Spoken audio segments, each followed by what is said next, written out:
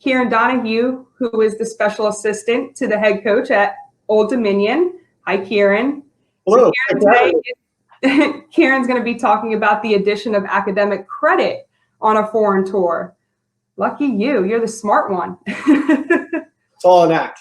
No, thank you. I appreciate it. For us, it was really interesting. Our most recent tour 4 years ago, when we went to Spain here at Old Dominion, we did a study abroad class in conjunction with our foreign tour. And the motivation for that actually came from conversations that our athletic director had had with the president of our university. And it kind of shed a new light for us on the basketball side and made us think of the foreign tour in a different way.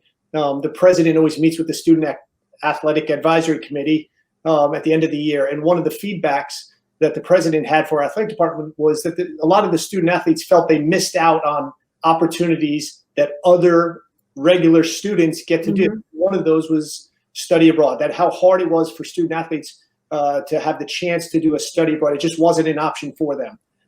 And so that started us thinking, how can we include a study abroad component to our foreign tour?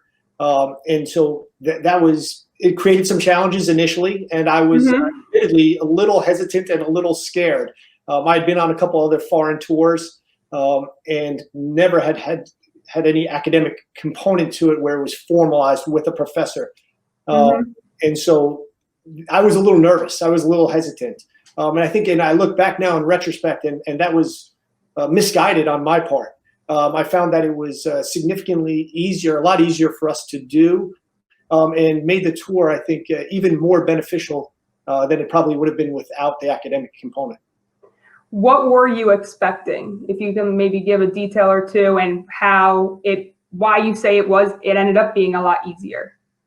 Well, I think a lot of us as coaches and maybe administrators, we're used to having a certain level of control. And we're used to deciding what the itinerary is, what the schedule is.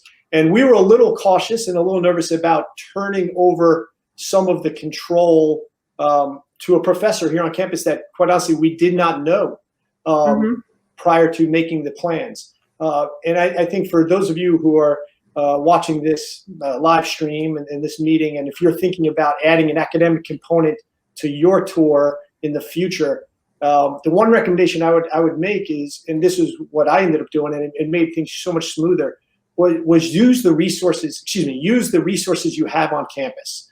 I ended up working very closely with Anthony Travel, but here on campus with our study abroad office. And the director of the study abroad program here at ODU was able to put me in contact with a professor that the study abroad office had worked with before, who had done study abroad classes like what we were hoping to do with other groups of students on campus. And so having a middleman on campus that could work with the professor, that could work with the basketball program, and that kind of understood everyone's goals, having that middleman on campus made all the difference in the world, because that allowed us to that allowed him to rein in different things that both parties wanted to do, and he was able to find a kind of a consensus and a middle ground that worked very well for our basketball program and worked very well from the academic side. Who knew communication would be so great? So, getting feedback from your players on that, they had a light class in the morning, correct?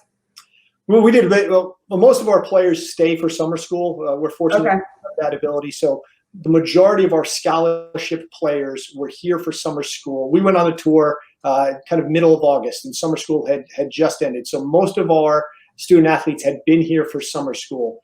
And so they were able to take the class. We actually rolled it into summer school. So it was part of the class that they took over summer school. So one of their summer sessions. So it was a 6-week session class during the second session of summer school. And then it just continued on the tour. So the tour, the 10-day trip to Spain, was the last part of the class. So the class actually started here on campus in summer school, and they met online. Some classes were online. Some classes they met physically on campus. And then when we went abroad, The third component of the class was abroad. And that was one of the more challenging things, quite honestly, was figuring out how to hold classes while we were abroad. Right. And for us, and every program is different. For us in our basketball program, and I've been fortunate, I've been on 4 or 5 of these foreign tours, and unfortunately had one that we were going to go in August, this coming August, which we've had to postpone. For us, when our basketball program, when we're on the tour, the only basketball that we do is the games. For us, we want to leave everything else to the tour to be a cultural experience, an educational experience. So we don't worry about practicing or having shoot-arounds or any of that when we're on the tour. We have enough time to do the basketball before we leave. So for us, but one of the tricky parts was carving out time and quite honestly, carving out physical space to have these meetings. So when you go on these tours, we've all kind of gotten used to, you fly in for a game and you've got a meeting room the whole time you're there and you have your meals. And sometimes it's very insular how we operate here domestically during our season, and we're very closed off. Well, when you're abroad, it doesn't operate that same way. And so we don't have a meeting room, that we can pop into whenever we wanted to. But again, working with Darren on the front end and Anthony Travel, working with Leo on the front end and coordinating with the hotel, they did stuff where they let us stay in the restaurant area after restaurant ended, and we could just kind of pull some chairs up and the professor could hold class there. The professor worked very closely with Leo in Europe, with Darren, when we were setting up the itinerary. The professor was an integral part of setting our itinerary. So I was on the call, Darren was on the call, Leo was on the call, and the professor would be on the call as well, just making sure that we could cover all of our bases, so that before we even got to the tour, where we were in the planning stages, we included the professor, we included the study abroad office, and they were able to pick and choose, and we were able to carve out space so that everyone got the time that they needed to do what they needed to do. And then when we went overseas and we were physically in Spain, we would have, we'd eat breakfast, and then right after breakfast, we would have class, and the professor would take the players. And some days class was in the restaurant. Some days the professor would have a walk-in class, and he would take them out and he would walk through the city with the players and kind of worked in conjunction with our tour guides physically. So the planning, as you've heard already on this webinar, and you'll hear it again, the planning on the front end, the more planning you can do on the front end, the smoother everything's going to run on the back end. There's always curveballs. There's always audibles that need to be called. But we included as many people as we could on the front end in those conversations and found that it worked very smoothly on the back end. Well, thank you very much, Kieran. That was super informative. So I have one last question for you. I know that you've been on a few Anthony Travel tours. What is your favorite tour that you've been on? Favorite place and why? Well, the most recent trip was we were in Madrid and Barcelona, and I enjoyed Barcelona a lot. I just thought the vibe was great. But I have to give, again, Leo a lot of credit.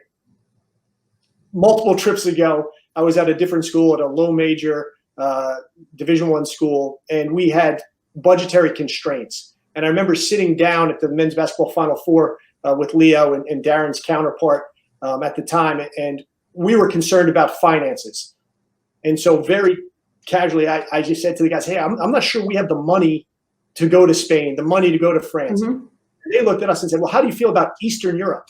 And I said, sure, great. And they were able to craft a tour for us where we went to Prague and Vienna and Budapest. That was probably not the cities that everyone would have thought of going to on the front end. Everyone says Paris or London or Madrid and Barcelona. And I loved that foreign tour. And I would go back to Budapest. If you bought me a plane ticket today, I would go back to Budapest right now and check it out. I thought the vibe and the culture of the city, and it was also, quite honestly, at least at that time, and hopefully it still is, a much more affordable place to go. And so for us as a university, it was great. But for our players who had spare time, and we're giving them X amount of dollars in per diem every day, and those kids figure out how to make that last, they were able to do more in Budapest and Prague than they were in a lot of other cities. And I think that led to a more fulfilling experience for them as well. That's a nice little tip right there. Thank you. I would go with you to Budapest, but I'm going to be with Bianca in Lake Como. So, but Kieran, thank you so much for your time. Super informative.